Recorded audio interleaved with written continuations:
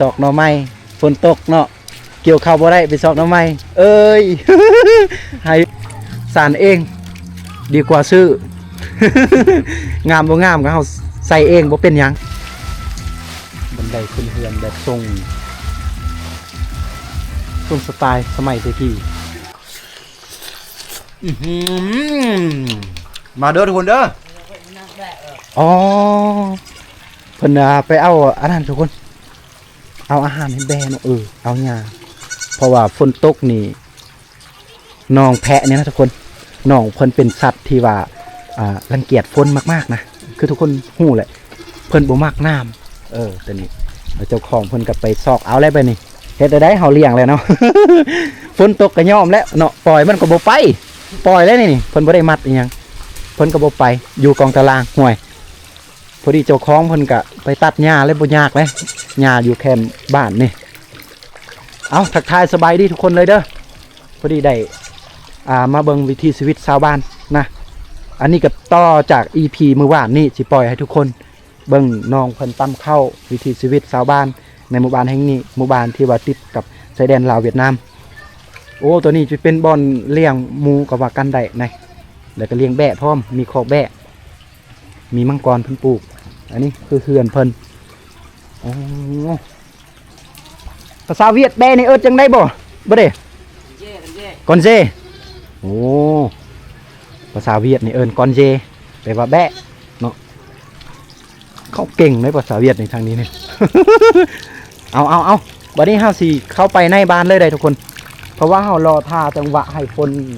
หยุดตกกับบ่หยุดบ่เศร้าเอาบัดนี้เพื่อบ่เสียเวลาเฮาก็สิเข้าไปในนี่เฮาก็สิได้เดินมาข้างในแน่จักหน่อยจะได้รับชมเต็มวิถีชีวิตชาวบ้านชนเผ่ากะโดผมเองกับชนเผ่ากะโดคือกันขาสีอัปเดตวิธีชีวิตชนเผ่าเลยไปไรสบายดีมาเป็นช่วย โอ้เฮ็ดยังอยู่บ่ได้อยู่ข้างในอ๋อบ่ได้เฮ็ดยังเนาะฝนตกโอ้ไปยากฝนตกนี่ไปเกี่ยวข้าวเกี่ยวน้ำไปใส่มาใส่กันมันยากเลยโอ้ทางนั้นคือสิมีความสุขเนาะเปิดเพลงมันก็เหมาะกับการเปิดนั่งฟังเพลงเบาๆซิวๆสินะทุกคนแต่ว่าเฮาเห็นว่าบ้านนี้ก็จะวันมีขอกสัตว์คือขอกแบะเลี้ยงนะย่านว่าสิเป็นของโครงการนะเพลงทุกคนแล้วก็เลยคมคิดว่าสิย่างมาแต่ทางหน้าก่อนมาออกมาผีได้เพราะว่าเพิ่นเปิดเพลงระยะมันติดลิขสิทธิ์นะแล้วสิเกมเลยเฮาสิย่างไปทางพุ่นมาพี่ก่อนเด้อทุกคนเด้อเป็นช่วยจ้ะโอ้ไปแล้วเจ้าอ๋อเอาล้านสบายดีแม่เฒ่าสบายดีเพิ่นว่าเอาล้านเนาะเพราะว่าพ่อแม่ล้านเท่ากับไปสวนไปให้โอ้ยฝนตกพอดีเลยนะออกอากาศให้ทุกคนกลางฝนเลยอันนี้แหละคือเขาว่าตากแดดตากฝนนะเพื่อทุกคนจะได้รับสมนะวิถีชีวิตชาวบ้านก็เจ้าเนาะนี่เขื่อนหลังนี้ก็เจ้าเฮ็ดอันอยู่กองตารางนี่เพื่อว่าเด็กบ่ให้ออกจากหันนะเขาบอลที่ให้เด็กเขาเจ้านั่งลิ้นพักผ่อนทางนี้ก็ไปเวียดได้เด้อทุกคนเด้อฝนตกสูงนี่โอ้ยออกอากาศก็ยากไปให้ทุกคนโอ้ทางนั้นเขาเปิดเพลงอยู่ก็เปิดก็เปิดลองเสียงเลยถ้ามันเข้าว่าในกองเฮามันเสียงดังกันแล้วระบาดนี่เอาเดินทางต่อไปโอ้หมู่บ้านนี่ก็ใหญ่เติบได้ทุกคนเลยเป็น EP ที่2นี่ก็ใหญ่เติบเขาก็เลาะบ้านหลายครอบครัวลี่ในเนาะบางครอบครัวก็หั่งมีบางครอบครัวก็ธรรมดาเนาะคือว่าแหละบางครอบครัวก็ธรรมดาทุกคนเลยยามนี้ก็เซตบาทนี้สิบ่เซตทางว่าเอาเดินทางยาก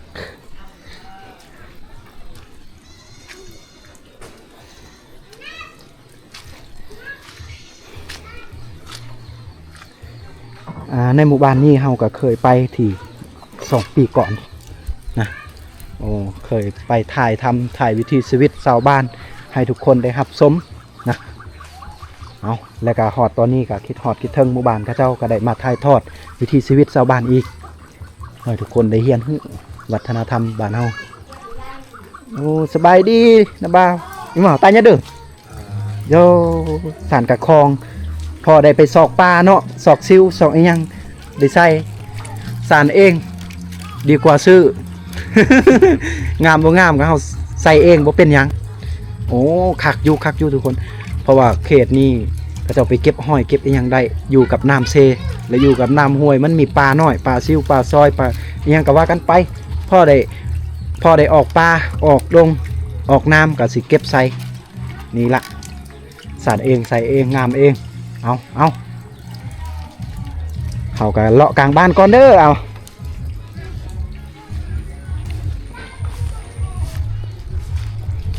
มันจังแม่นอีหยังทุกคนเลย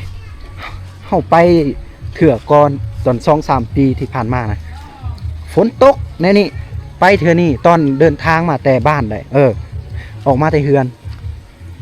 ฝนไม่ได้ตกแดดจางปังอยู่กลับมาหอดบ้านนี่ฝนตกเงึดบุหุบ่เข้าใจ โอ้นะก็แตกต่างกันอลีหลายทางเขตชนบททางกะลึมอันนี้อยู่เมืองสมุยเด้อทุกคนเด้อชนบทเขตอยู่เมืองสมุยเป็นหมู่บ้านละตัวนะบ้านละตัวปากเว้าประสากกระโดทางเบิดทั้งมวลเลยนะมุกคือว่าลายเนาะเว้าแต่ทำอิฐแต่ตนสบายดีนะบ่าว เว้าแต่ต้นทำอิฐละชาวบ้านกับเจ้านี่ฮู้ภาษาเวียดหลายกว่าภาษาลาวโดยซ้ำเพื่อนแบบทรงสไตล์เวียดนามเพื่อนเก่าแก่โบราณขกมองอย่างเพิ่นใส่อ้าวบาดนี้เดินต่อวงยานี่คมเปลี่ยนแบตทุกคนเลยคิดว่าสิ้นสุดเพียงเท่านี้แหละถ้าข้ามไปทางลงไปทางหนึ่งก็จะเป็นน้ำเซโปนประมาณนี้ได้สบายดีปูโอ้เมื่อบอกตะบอกกล้ามไปนั่งอ๋อสัตว์ไปนั่งเนาะเอาซานแห่ พอเท่าซานแห่โอ้ได้เข้าไม้แล้วเนาะตอนนี้เนาะโยนี่อยู่กองอยู่เข้าในนะทุกคนเข้าน้ำบ่หรือเข้าให้โยได้กินข้าวหอมๆแล้ววันนี้นะ ภาษากระโดเอิญว่าอันติลโดยอันติลหรือแกอ๋อโดยอันติลจะเป็นข้าวที่แบบสายพันธุ์ยังบ่ได้ทุกคนข้าวเม็ดแดงๆนะข้าวดอกก็ว่ากันน่าจะเป็นประมาณนั้นซะข้าวหอมมะลิเลยเวลาเขาเจ้าหนึ่งตอนเช้าหรือตอนแรงโยเอานี่แหละเพื่อนปูเพิ่นอยู่นี่แหละเป็นได้มาเงาฝนตกเนาะฝนตกก็เลาะเลยแหละเลาะให้ FC ได้รับชมวิถีชีวิตชาวบ้านนะบ่สุดแล้วบ่แล้วได้นี่เลาะไปเลยโอ้ยเขาเปิดเพลงแม่นอะไรเลยเปิดเพลงนี่แล้วเลยมันเข้าลิขสิทธิ์เฮานี่นี่ทุกคน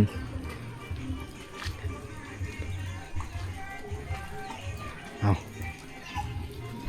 สบายดีเป็นช่วยยามาโอ้ต้องมาเละโพชิชอตที่ชร่อยบ่ทำบ่ได้ไปเกี่ยวข้าวเกี่ยวน้ำบ่ทำสบายดีผมฝนตกบ่ได้ไปเนาะมีแต่อ้อแหละหูอยู่ฝนตกนะสบายดีโอ้เปิดเพลงใช่ไหม เปิดเพลงนี่แล้วเข้าในเครื่องเฮาเลยบัดนี้นี่สิ้นสุดแล้วเท่านี้นะบ้านกับเจ้าหอดลุ่มพุ่นทุกคนเลยแต่ว่าฝนตกฝนตกก็ย่างไปซะลุยน้ำลุยฝนตากแดดตากฝนเอาอันนี้แม่นของการบ้านนะเลยโอ้ของการบ้านก็จะร่วมบ้านอย่างอยู่นี้โอ้เด็กหน่อยไปตึกเบ็ดน้ำสิบ่ไล่บ่เนาะกาสุดเพียงเท่านี้ได้ทุกคนใดนะเป็นหมู่บ้านและตัวส่วนเผ่ากระโดที่อยู่ติดกับชายแดนลาวเวียดนามนะก็ประมาณนี้ได้ก็บ่ได้มีอีกอย่างโอ้ช่วงนี้ก็คือว่าแหละครอบครัวไผ่ปนมันก็เก็บเกี่ยว บางคนก็สิลกมันเนาะมี FC ผู้หนึ่งเว้าให้เฮาว่าเว้าเองแล้วเนาะเอง ให้กำลังใจตัวเองเฮ็ดให้ตัวเองมีพลังในการถ่ายทำนี่แหละคือการเลาะหมู่บ้านได้สบายดีไหมเท่าสบายดีเป็นช่วยตุ้มมาโปะโจแต่มาเชลโจเตอร์เซลโอ้ไม่เท่ามาแต่บ้านละเซนไปเอายังเอามาให้โจแต่กี่ได้ป่ะโจแต่งัวกะมันชิงอ๋อมาแต่ยังเกาะลูกไผ่บ่ลูกไผ่อะนะเกิดลูกพูนไปบ้านละเซนตัวแต่เต็งกี่เอามังสุกสลาโอ้สุกสลาแต่หน่วยงานเซลโอ้ไกลได้สุกสลาบ้านเพิ่นนะทุกคนบ้านละเซนพุ่นนะเขาไปทางพุ่นเนี่ยฝนตกเนี่ยเอาอย่างซีเลยไม่เท่าบนได้ วิถีชีวิตคักๆอันนี้นี่วิถีชีวิตชนเผ่ากระโดโอ้ทางผุนยังไม่ยอมปิดเพลงเลยถ่ายไปจังสีให้ทุกคนได้หักชมกันผู้ที่ชอดสวะบ้างไปซอกหน่อไม้ฝนตกเนาะเกี่ยวข้าวบ่ได้ไปซอกหน่อไม้เอ้ย ให้ลูกให้หลานได้กินอาหารนะสู่ครอบครัวนี่ไปน้ำกันหมด2 คนนี่เนาะอ๋อไก่ใหญ่อีอ๋อแม่กับลูกพาลูกไปซอกหน่อไม้โอ้ป่าเพิ่นนะไก่ใหญ่อีแต่ว่าแม่กับลูกไปซอกหน่อไม้นะพอได้กินเอาอย่างกลับมาทางนี้ละพอเมื่อกี้นี่ก็จะเปิดเพลงอยู่ฮันอึ๊บเอ้ยฝนตกมาโปะมาโจแต่หงมาอ๋อผู้ใดอะไรบ่สบายอยู่หงมาเช่นอ๋ออาไก่เอ้เลังเน่าอาแอมฉันซิ่งอ๋อผู้ไปนำแม่เท่าวังยานี่มาแต่หงหม้อเพราะว่าลูกเกิดลูกว่าสันซะโอ้ได้สมาชิกใหม่ยินดีด้วยอย่างมาทางพีคือเก้าทุกคนเพราะว่าเจ้าเปิดเพลงแดนและสิบน่าจะบ่เป็นอย่างเพลงแดนถ้าว่าเป็นเพลงอันนั้นก็ลูกทุ่งอันนั้นจะยาก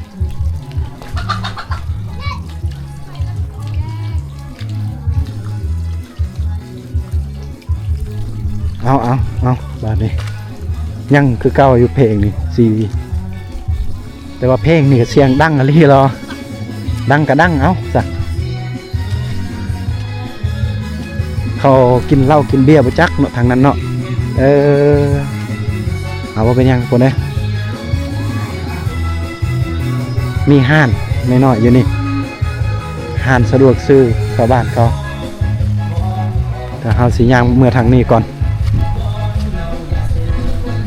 นี่ละโอ้ย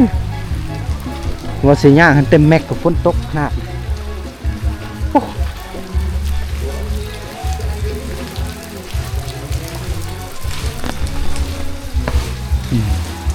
โอ้ทางเทิงเขาเจ้าฟัดเข่าใหม่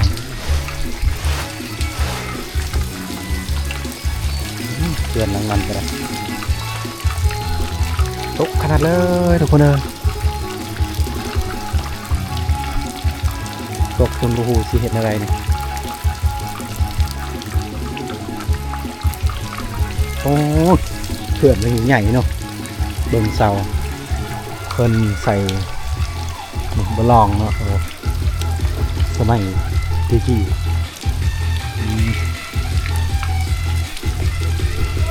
นี่คือเสาเพื่อนเพิ่นแล้วก็ยองก้อนหินมัดในนี่ได้ยองสูงสิได้แต่ว่าพายุเฮ็ดยังก็บ่เป็นอย่างได้เฮือนเขานะถึงแม้ว่าลมสิพัดแห้งก็ยาหากบ่ได้เป็นอีสังนี่อันนี้คือสิ่งที่คักเขตชนบทนี่เฮือนและนี่คือบันไดเฮือนปัดเข่าทางนั้นเนาะนี่บันไดขึ้นเฮือนแบบทรง ช่วงสไตล์สมัยตะกี้น่าจะอยู่ได้หลายปีเดี๋ยวมันเดี๋ยวมีปูนแล้ว สังเกตจากบันไดเฮือนก็หูเนาะโอ้ยอึดอัดเด้ฝนตกเลยนี่ไปทางใดก็ยากเอาทุกคนเฮาก็ได้กลับมาจากชนบทที่ว่าติดชายแดนลาวเวียดนามกับไปนำกันตลอดก็คือกับจางวิธีชนบทนะอันนี้คือเฮือนจางนะทุกคนไปใส่มาใส่กับไปนำกันแต่ว่าอันนี้เป็นเฮือนเธอได้เธออยู่นี่แล้วก็เฮือนลาวนี่ก็สิอยู่ห่างจากเฮือนผู้อื่นแล้วก็อยู่แต่ครอบครัวของเขาเจ้าอยู่เงียบสงบอะไรได้เพิ่นและนี่ก็คืออยู่ติดกับเฮือนเพิ่นนี่ก็คือโรงศพปูกับย่าเพิ่นที่เขาเชียร์ชีวิตไปแล้วเนาะรับตาลาโลกไปแล้วก็อยู่ติดนี่เลยนะตัวนี้ก็คือโรงย่าเพิ่นก็อยู่แบบนี้เลยเขาบ่ได้ย่านอีสังเลยทุกคนนี่ตัวนี้คือปูแล้วเนาะปูกับสิใหญ่น้อยนึงเนี่ยเขาเฮ็ดเขาก่อเนาะตัวนี้ก็เป็นดินดอนตอนหญ้าของลาวแหละเต็มเปียบเลยหอดลุมพุ่นปุ้ยอยู่คักอะไรสัญญาณอินเทอร์เน็ตกับสุดยอดอยู่ในสัญญาณโทรก็สุดยอดทุกคนนะคือว่าอยู่อย่างมีความสุขเลยได้กับเจ้านะเพราะว่าฝนตกเลยเฮาก็เลยถ่ายบ่ได้ถ่ายทอดวิถีชีวิตชาวบ้านบ่ได้ทุกคนเลยแล้วก็บ่ฮู้สิถ่ายแนวใดนะย่างกลางบ้านก็ยากมันมีขี้ตมแน่อีหยังหลายอย่างก็ลมน้ำลาวไปเฮาเมื่อพักผ่อนกันซะยามใดที่ว่าแดดดีก็จึงออกเที่ยวอีกเทื่อนึงนะบ้านเพิ่นนี่ก็มีน้ำใดดึงมาแต่ผู้โดยเฉพาะเลยน้ำนี่โอ้ยมีน้ำมีวิทย์ถ่าย2ห้องและนี่คือเฮือนบ่าวจางวิธีชนบท ส่วนหลายเฮามักหยอกลาวนี่บ่ยาวก็ลาวสูงกว่าเฮาก็เอิ้นยาว เอาเฮือนลาวก็มีอยู่อีกครั้งนึงแต่บ่ได้อยู่เพราะว่าลาวหันบ่ได้สู่อยู่บันไดเฮือนมีแต่ออกเที่ยวชนบทนะออกนำกันไปใส่มาใส่ไปนำกันนี่ละเฮือนเธอพ่อแม่เธอก็อยู่นี่เลยแล้วก็มอยาวนี่ลาวกะอยู่อ้อมหอบหรือว่าข้างๆเฮือนนี่ก็สิมีกาฟอกกาแฟปลูกไว้นี่นะต้นสูงๆเพิ่นก็มักกินกาแฟอย่างคือเฮาเลยปุ้ยบรรยากาศนี่ทุกคนบ่ให้เว้าเด้บรรยากาศนี่โคตรดีโคตรดีอยู่นี่ก็บ้านเฮาเองแหละแต่ว่าอธิบายทุกคนเข้าใจก่อนมีพวกไม้ดูเพิ่นปลูกเพิ่นได้ห้วยนี่คาเฟ่เนี่ยต้นสูงๆเนี่ย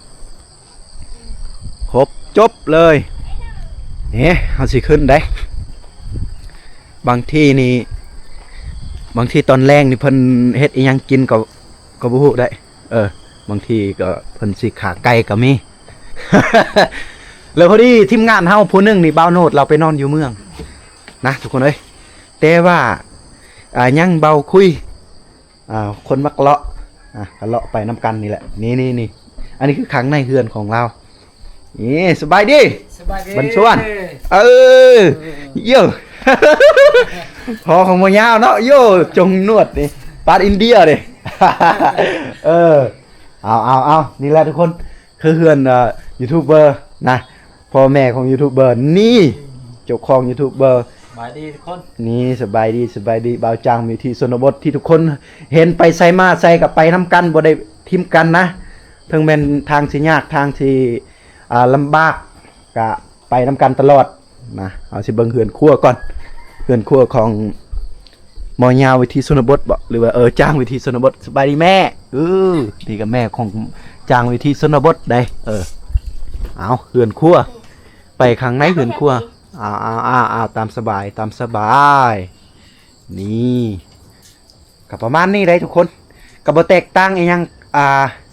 กับเฮาไปเขตชนบทที่ทุกคนเคยเห็นนะเฮาถ่ายทอดวิถีชีวิตชาวบ้านทางนี้ทางนั้นการแต่งอยู่ครัวกินเฮือนครัวเฮือนคามเฮือนห้องน้ำอีหยังกะบ่แตกต่างเขตชนบทกับประมาณนี้ละ ท่านและเฮาจึงถ่ายทอดวิถีชีวิตเขตชนบทให้ทุกคนได้รับได้ชมได้ฮู้เนาะก็บ่แตกต่างกันอีหยังทุกคนเฮาก็ไปใส่มาใส่ได้ถ้าผู้ใดอยากเบิ่งวิถีชีวิตชาวบ้านวิถีชีวิตเขตชนบทเขตชนเผ่าก็อย่าลืมเข้ามาเป็นกำลังใจเข้ามาเบิ่งในซองคมชนเผ่ากระโดจางซองจางวิธีชนบทแล้วก็คุยคนมักเลาะพาโนดเบาโนดพาเลาะแต่เบาโนดพาเลาะหรือซองอื่นก็เจ้าก็ต่างบ้านต่างเมืองก็ฮู้บางส่วนไปนำพวกเฮาแต่ว่าพวกเฮานี่ก็เป็นคนท้องถิ่นฮู้วิถีชีวิตฮู้การเป็นอยู่การทำมาหากินบ้านใดแบบใดการใช้ชีวิตนะก็เฮาติดตามไปน้ำกันอีกทุกคนว่าเฮาสิได้อิหยังในอาหารเพราะว่าบรรยากาศก็ใกล้สิมืดใกล้สิค่ำแล้วนะรอท่าตอนแรกเลยว่าเฮาสิได้อิหยังเพิ่นสิตอนรับเฮามานอนเฮือนเพิ่นอยู่นี่นะเอาทุกคนไปติดตามตอนต่อไปอีกเอาละทุกคนตอนนี้ก็คือมืดค่ำแล้วได้แต่ว่าเพิ่นก็จัดเตรียมอาหารการกินเป็นอย่างดีให้กับทีมงานซุมเฮานะเพิ่นก็คือว่าตั้งแต่ต้นทำอิฐแหละทุกคนเพิ่นก็เป็นยูทูบเบอร์คือกันเลยมายามเฮือนยูทูบเบอร์นี่เพิ่นก็กินข้าวเจ้าเนาะสิ่งที่ใหญ่กว่านั้นเพิ่นก็ได้ค่านี่เนาะทุกคนเนาะเอาเห็นได้ซ้ำนี่แหละเพิ่นฆ่าไก่ตัวนึงกินน้ำกันแต่ว่าเฮาสิบ่ท้ายเห็นเบิดยันมันผิดลิขสิทธิ์เนี่ยบ่แม่นผิดลิขสิทธิ์ยันติดแดงอันนี้คือน้ำซุปไก่นะเพิ่นจะจัดเตรียมทีมงานให้ซุ่มเฮามายามเป็นทีมงานเดียวกันไปใส่มาใส่กับไปน้ำกันตลอดเลยนี่ทีมงานยูทูบเบอร์เฮาอยู่ไสไอโนดอยู่ไสบัดนี้เจ้าปะอยู่เมืองแล้วโอ้ยอยู่เมืองเบาโนดพาเลาะเพิ่นไปทาอยู่เมืองและอยู่หน้าวัดอยู่เมืองสมวยเด้อทุกคนนะแต่ว่าซุมเฮาก็สิพักพรอยู่เฮือนจ้างวิธีชนบทแต่ว่าเฮือนจ้างนี่เรามีสัญญาณเป็นที่เรียบร้อยคักได้เฮือนเรานี่หักโทรศัพท์กำลังตัดเพิ่นกำลังตัดต่อวิดีโออยู่แต่ว่ามันต้องใส่สัญญาณเวียดนามเนาะคุยมักเลาะเอานี่มาเด้อกินข้าวน้ำกันเพิ่นตอนหับไก่ตัวนึงได้ทุกคนคนเอาเฮามันมืดครึมใดไฟบ่แห้งฝนตกไฟนี่ดับแล้วก็ยามมาก็มายามดับมันดับอยู่เขตชนบทไฟบ่ค่อยแห้งปานใดโอ้ต้องขอบใจจ้างวิธีชนบทที่ตอนรับทีมงานซุมเฮาคือว่าแหละทุกคนเอ้ย ฆ่าไก่ตัวนึงเนาะอันนี้แหละเพิ่นจัดเตรียมอาหารการกินก็บ่มีหยังหลายเด้เว้ายาวไปแล้วก็มาเด้อทุกคนเด้อมาเด้อกินข้าวกินน้ำกันทางนั้นก็พ่อของจางวิธีชนบทมาเด้อคนเด้อกินข้าวเด้อเอาทุกคนเอามาเด้อทุกคนเด้อกินข้าวน้ำกันหนวดปันนวดอินเดียพอเพิ่น นี่ม้วนน้ำกันนี่คุยคนมักเลาะเจ้าเลาะไปเลาะมาจนได้กินไก่ตัวนึงเนาะ เอาเพิ่น นี่อันนี้กันทำซุปได้ม้วนน้ำกันทุกคนเลยม้วนน้ำกันโอ้โหอร่อยกะคือว่าอะไรทุกคนเลยอย่าลืมกดไลค์กดแชร์กดติดตามส่องของคมชนเผ่ากระโดถ้าหากมักในการถ่ายทอดแบบคมได้นะเอาเป็นในได้กันเฮาก็สิตื่นในมื้ออื่นเช้าแต่ตอนนี้เฮาก็สิกินข้าวแล้วก็สิพักพรแบบซี่เลยเด้บ่เว้าหลายพักซี่เลยเด้เอาแบบสบายนะ นะประมาณนี้แหละมื้ออื่นเช้าโอ้ธรรมศาสตร์ล้วนๆทุกคนเลย ธรรมศาสตร์ทอง อันนี้คือป่าที่ว่า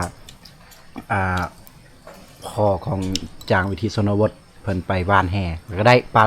ธรรมศาสตร์แหละอันนั้นแหละความหมายตัวที่คมว่าป่าธรรมศาสตร์ล้วนๆทุกคนในหอมๆจ๊ะเอ เอาก็กินนั่นแหละเนาะเอาลงนะหลังจากที่ว่าเฮาได้กินขาไก่ก็ยังมีปลาให้กินอีกปลาน้อย นี่มาเฮือนเพิ่นแต่ละเทื่อนี่นะบ่พลาดปลาน้อยนี่ทุกคนเลย รีวิวเนี่ยใครจะกิน โอ้ยเอากินเร็วๆเอา เลิก ของโปรดของคุยคนมักเลาะคือปลาอันนี้ของโปรดเรามากินปลาลายกว่าไก่เอาทุกคนเลยปลาแบบนี้ได้เรากินถ้าปลาแนวอื่นเราบุกินครับทุกคนเลย